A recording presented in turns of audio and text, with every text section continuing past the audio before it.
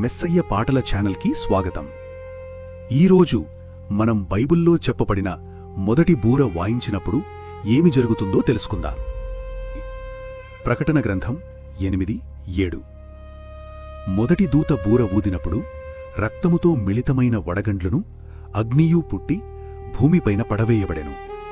అందువలన భూమిలో 3వ భాగము కాలిపోయెను, చెట్లలో 3వ భాగము కాలిపోయెను, పచ్చగడ్డి అంతయు కాలిపోయెను. దీని అర్థం, మొదటి బూర వాయించినప్పుడు భూమిపై గొప్ప నాశనం ప్రారంభమవుతుంది. ఆకాశం నుండి అగ్ని మరియు వడగండ్లు పడుతూ భూమిలో 3వ భాగం కాలిపోతుంది. చెట్లు మరియు పచ్చగడ్డి నాశనమవుతాయి. ఇది దేవుని తీర్పు ప్రారంభమైందని మనకు తెలియజేస్తుంది.